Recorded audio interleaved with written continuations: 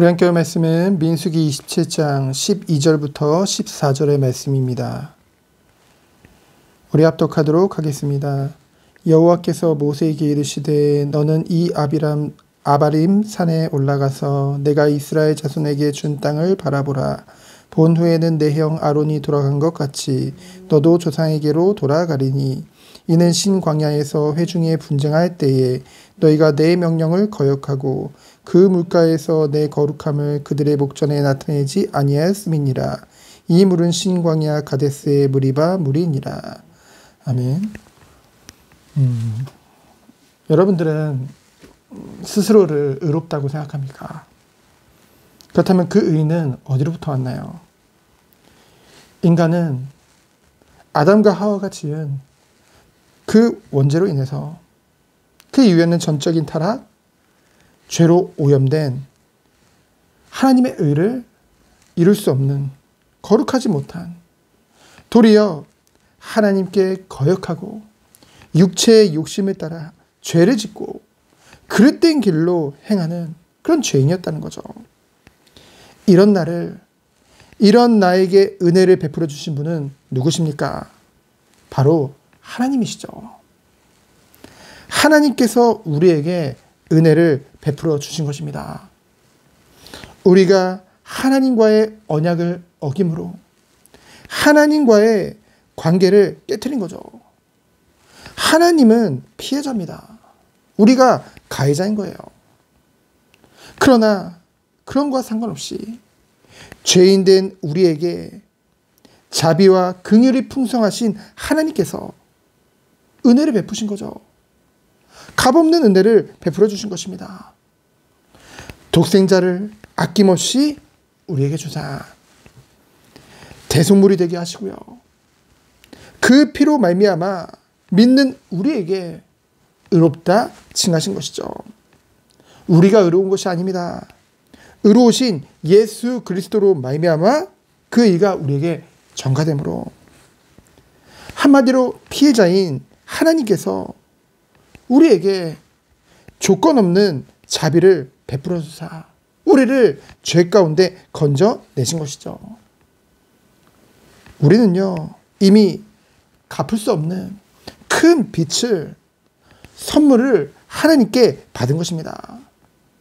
그런데요 이런 사랑과 이런 은혜를 받은 우리의 삶의 자세는 어떠합니까? 하나님께 큰 은혜와 사랑을 받았다고 하면서 하나님보다 내가 우선일 때가 더 많죠.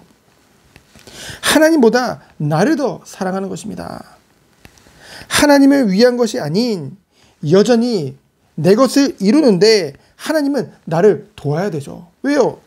나는 하나님 자녀니까. 하나님이 도와야 된다고 생각합니다. 누가 빚진 자입니까? 하나님은 우리에게 빚진 자가 아니에요. 우리가 하나님 앞에 빚진 자입니다. 정말 우리가 하나님께 은혜를 받았다고 한다면은 우리에게 그 사랑과 은혜가 있다고 한다면은 우리의 삶의 자세는 바뀔 수밖에 없다는 것이죠. 신앙의 시작은 회개로부터 시작되죠. 우리가 십자가 복음을 들었을 때 하나님의 사랑을 깨달았을 때 우리가 죄인임을 깨닫고 회개하게 되어지죠. 그리고 이 사랑과 이 은혜를 십자가에서 완성하신 그 주님을 우리가 믿게 되어집니다. 구주를 믿게 되어지는 것이죠. 그리고 그 사랑을 깨달으면 깨달을수록 정말로 우리가 그 하나님의 은혜를 깨달았을 때 우리에게 우리 마음에 생기는 것은 무엇입니까? 여전히 하나님께 구할 것이 있겠습니까? 여전히 우리가 하나님 앞에 너무나 당당할 수 있겠습니까? 하나님 앞에 부끄러워지죠. 하나님 말씀 앞에 서면 설수록 이런 나를 구원하신 하나님께 감사합니다. 그리고 삶 가운데 회개 기도가 나올 수밖에 없다는 것이죠. 여러분, 회개가 무엇입니까? 회개는 뭐예요? 그냥 내가 잘못했구나. 그러면 더 이상 안 해야지. 돌이키면 끝입니까? 그러면은 세상에서 말하는 죄에 대한 그냥 반성과 무엇이 다르겠습니까? 거기서 끝나는 게 아니죠. 온전히 주님을 따르는 것입니다. 우리가 죄에서 돌이켰다고 한다면은 이제는 주님이 원하시는 삶으로 그리스도 하나님 중심으로 내 삶을 드리는 거죠. 주님이 말씀대로 의를 이루기 위해 최선을 다하는 것입니다. 나를 부인하고 오직 주님을 따르는 거죠. 그것이 진정 회개한 자의 모습인 줄 믿습니다. 오늘 모세를 보세요. 하나님으로부터 약속의 땅 가나안을 이제 다 바라보게 하십니다. 하나님이. 근데 하나님께서 이 가나안 땅을 목전에 두고 모세는 그 땅에 들어가지 못하고 죽을 것을 말씀하시죠. 여러분이라면 어떻겠습니까? 평생을 하나님 앞에 헌신하고 하나님 앞에 다 드린 것 같은데요. 하나님 맡기신 사명을 감당하기 위해 정말 최선을 다한 것 같은데요. 단 한 번의 실수 때문에 그러면서 뭔가 섭섭할 수도 정말 서운할 수도 있었겠죠. 그러나 모세는 어땠습니까? 그러지 않았습니다. 자신의 죄를 인정했죠.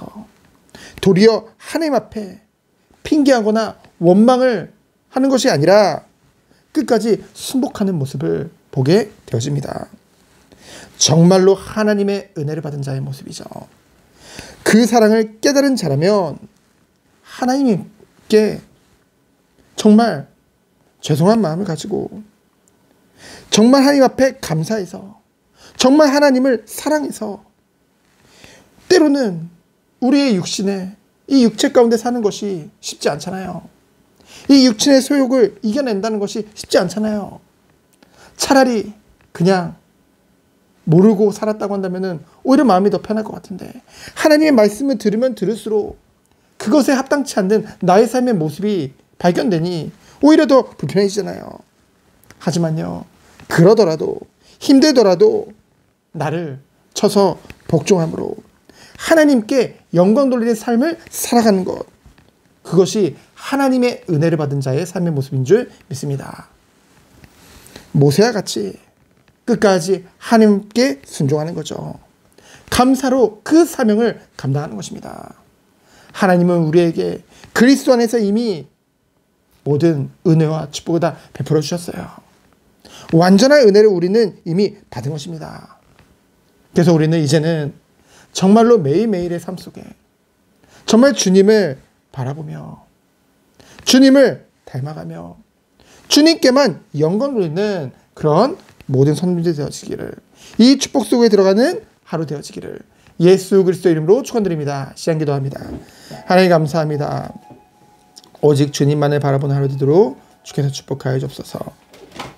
오직 주님께 감사하며 주님께만 영광 돌리는 우리 모든 성도님이 되도록 주께서 축복하여 주옵소서.